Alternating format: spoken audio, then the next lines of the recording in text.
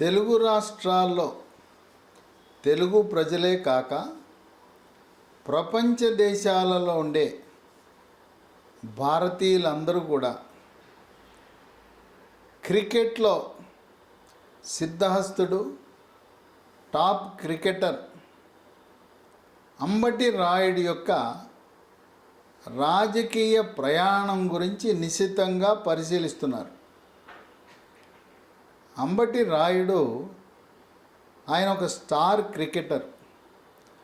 అనేక మంది కోట్లాది మంది క్రికెట్ అభిమానుల హృదయాల్లో స్థానం పొందాడు. తన ఆటతో ప్రజల యొక్క మనస్సులు గుండెలు గెలుచుకున్న అంబటి రాయుడు మళ్ళీ ప్రజల హృదయాలను గెలుచుకుని ప్రజాప్రతినిధిగా ప్రయాణం సాగించాలనే నిర్ణయానికి వచ్చి డిసెంబర్ 28న జగన్మోహన్ రెడ్డితో వైఎస్ఆర్సీపీ పార్టీ కండువా వేయించుకొని ఆ పార్టీలో చేరటం జరిగింది.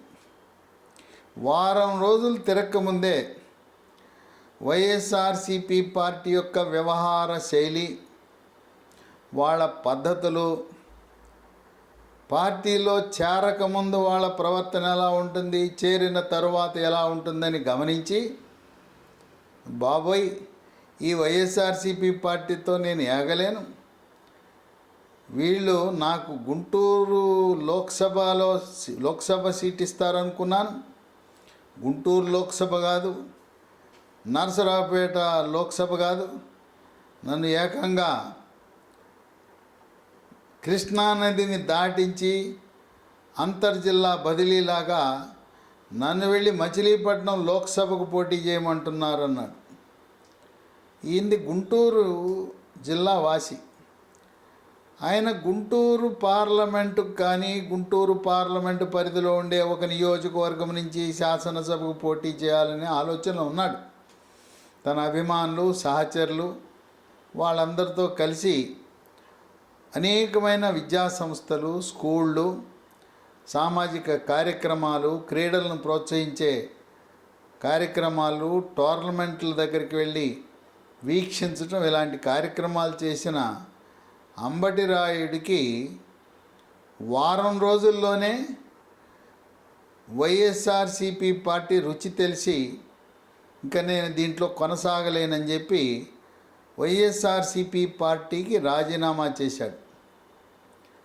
చేసి నేను రాజకీయాల్లో ఉంటే నాకు క్రీడలకు ఇబ్బంది వస్తుంది, నేను క్రికెట్ మ్యాచ్ల్లో పాల్గొనాలంటే రాజకీయంగా ఆ రాజకీయమే నాకు అవరోధం కాబోతుంది, అందుకే నేను రాజీనామా చేశానని అడ్డం చెప్పినా మళ్ళీ అంబటి రాయుడు వచ్చి తాడేపల్లిలో పవర్ స్టార్ పవన్ కళ్యాణ్తో కూర్చుని ఏకాంతంగా 2 గంటల పాటు చర్చించారు.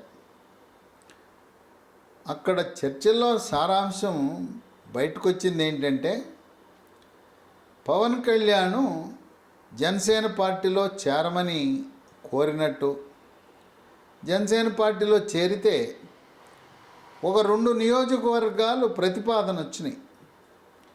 ఒకటి కృష్ణా జిల్లాలో అవినిగడ్డ శాసనసభలో పోటీ చేయటం అనే అంశం. ఈ అవినిగడ్డ నియోజకవర్గం గతంలో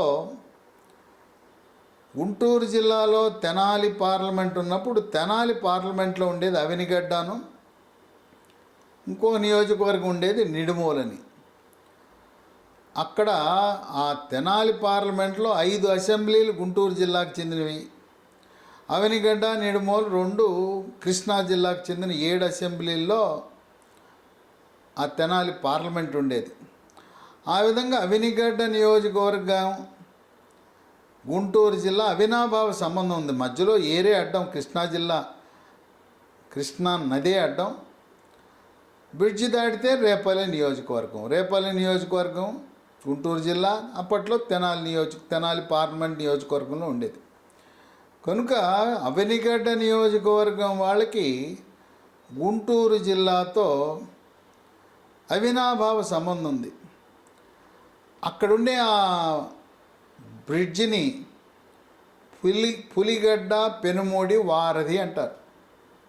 ఆ పులిగడ్డ పెనుమూడి వారధి కూడా చంద్రబాబు నాయుడు యొక్క పట్టుదలతోనే కృష్ణా గుంటూరు జిల్లాల మధ్య ఆ వారధి, ఆ బ్రిడ్జ్ అనేది ఏర్పడిందనేది ఇరు జిల్లాల ప్రజలకు కూడా తెలుసు.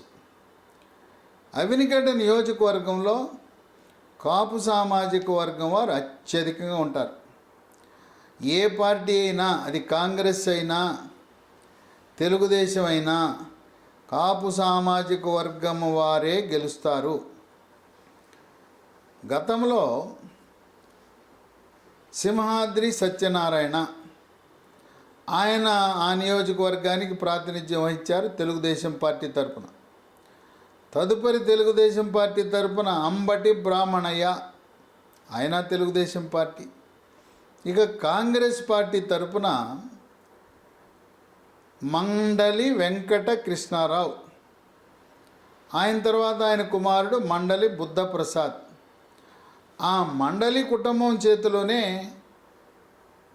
ఈ నియోజకవర్గం ఎక్కువగా కాంగ్రెస్ ప్రజాప్రతినిధులుగా గెలవటం జరిగింది.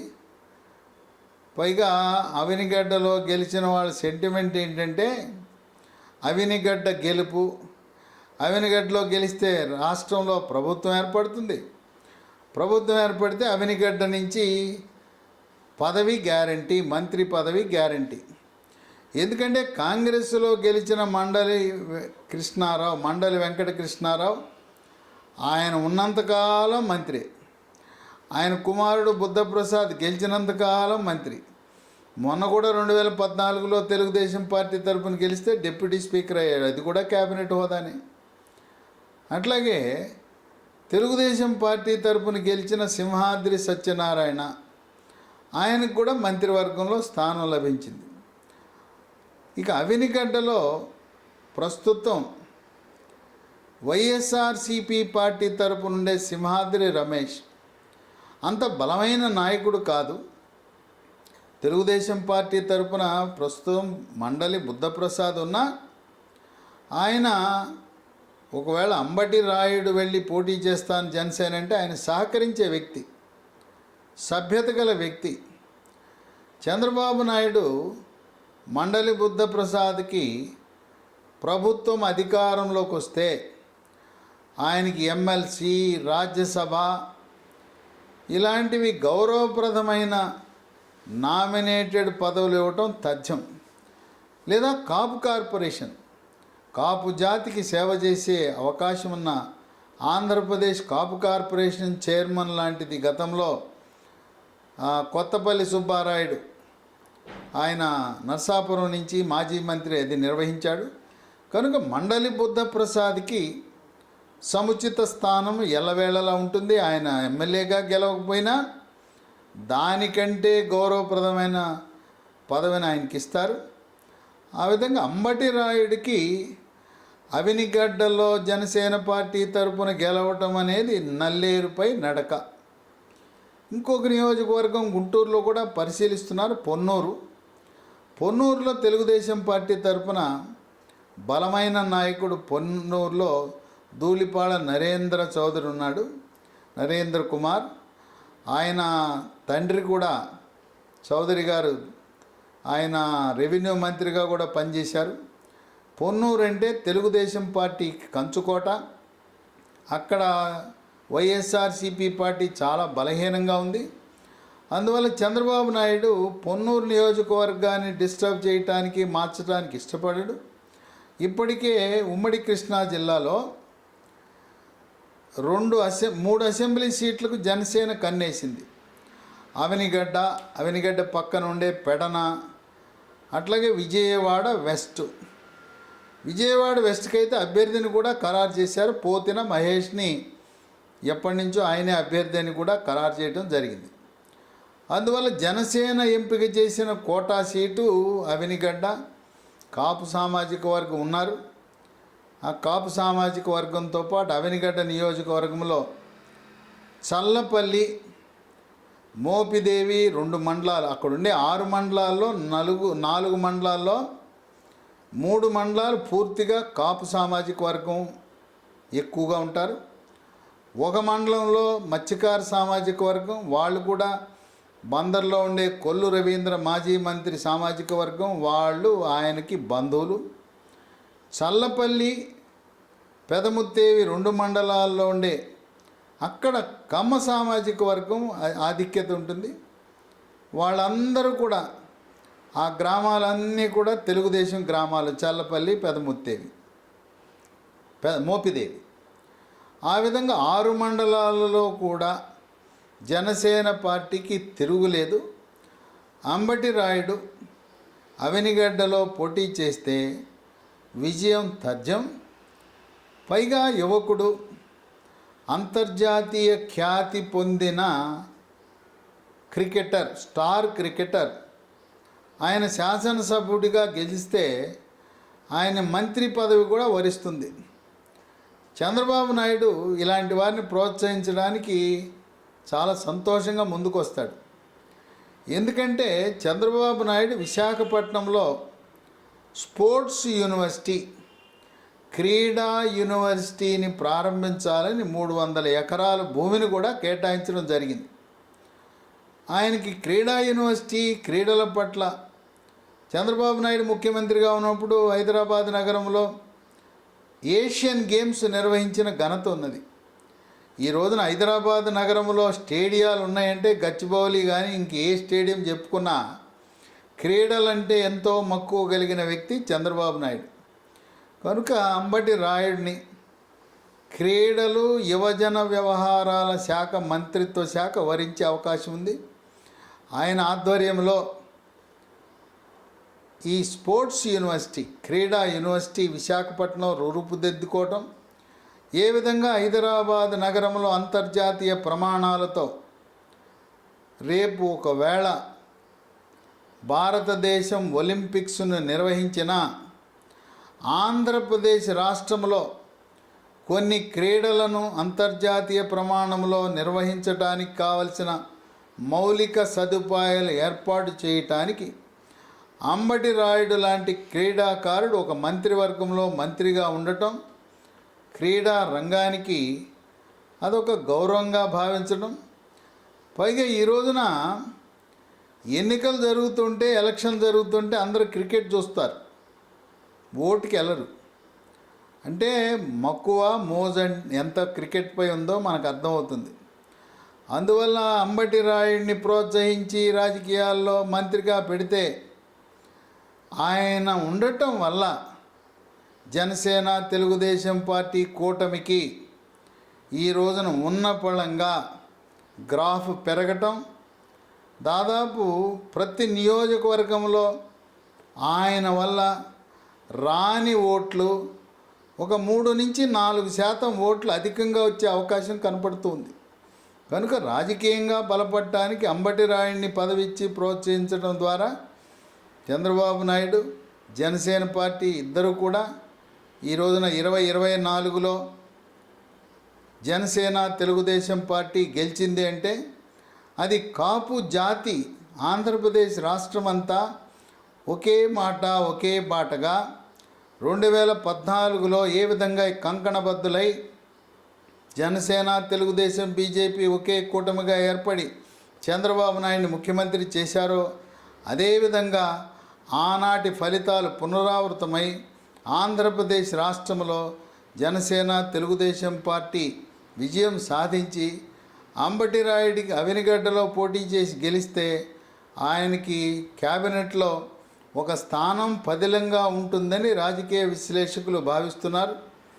ఇదిలా ఉంటే ప్రస్తుతం అవనిగడ్డని కృష్ణా జిల్లా మచిలీపట్నం నియోజకవర్గంలో దాన్ని కలపడం జరిగింది. ఇక గుంటూరులో ఉండే తెనాలి 2009లో అది నియోజకవర్గ పునర్విభజనలో ఆ తెనాలి పార్లమెంట్ని రద్దు చేయటం జరిగింది. మచిలీపట్నంలో ప్రస్తుతం వైఎస్ఆర్సిపి లోక్సభ సభ్యుడిగా ఉండే వల్లభనేని బాలశౌరి, ఆయన 2004లో తెనాలి లోక్సభగా ఉన్నప్పుడు కాంగ్రెస్ పార్టీ తరపున గెలిచాడు. 9లో ఓటమి, 14లో ఓటమి, గుంటూరు జిల్లాలో పోటీ చేసి ఓటమి, మళ్ళీ మచిలీపట్నంకి వచ్చి 19లో లోక్సభ సభ్యుడయ్యాడు. ఆయనకు కూడా అక్కడ పరిస్థితి అర్థమైంది.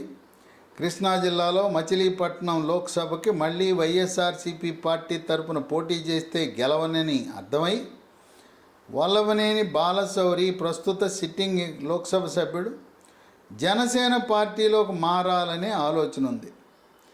అక్కడుండే మాజీ మంత్రి పేర్ని నానికి వల్లభనేని బాలశౌరి ఇద్దరూ కాపు సామాజిక వర్గమైన ఉప్పు నొప్పు, వాళ్ళిద్దరికీ పొసగదు.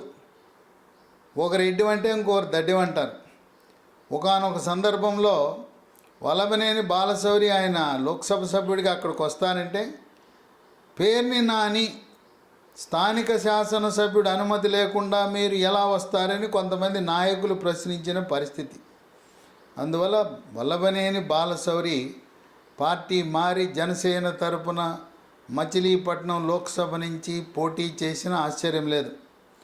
మచిలీపట్నం లోక్సభకు కూడా ఎక్కువసార్లు ఏ రాజకీయ పార్టీ అయినా కాపు సామాజిక వర్గం వాళ్ళే గెలవటం జరిగింది. తెలుగుదేశం పార్టీ తరపున అంబటి బ్రాహ్మణయ్య, అలాగే కాంగ్రెస్ పార్టీ తరపున బాడిగ రామకృష్ణ, ఈయన ప్రస్తుతం వల్లభనేని బాలశౌరి. ఇక్కడ కాపు సామాజిక వర్గం ఓట్లు మచిలీపట్నం లోక్సభ పరిధిలో దాదాపు 4 లక్షలు ఈ కాపు ఓట్లు ఉండటం వల్ల రాయుడికి కలిసి వచ్చే అంశం. వల్లభనేని బాలశౌరి కూడా లోక్సభ సభ్యుడిగా జనసేన పార్టీ తరఫున పోటీ చేస్తే మరింత కలిసి వచ్చే అంశం. ఏదేమైనా క్రికెట్ అభిమానులందరూ మా రాయుడు రాజకీయాల్లో రాణించాలి, క్రికెట్లో ఏ విధంగా విజయాల బాటలో నడిచాడో అదేవిధంగా రాజకీయాల్లో కూడా రాణించాలి, మంత్రిగా మా రాయుడిని చూడాలనే సంకల్పంతో ఉన్న తరుణంలో ఇంకా నిర్ణయం తీసుకోలేదు. త్వరలో అంబటి రాయుడు జనసేన పార్టీలో చేరతాడనే ఊహాగానాలు ఉన్నాయి. వేచి చూద్దాం అంబటి రాయుడి యొక్క ప్రయాణం.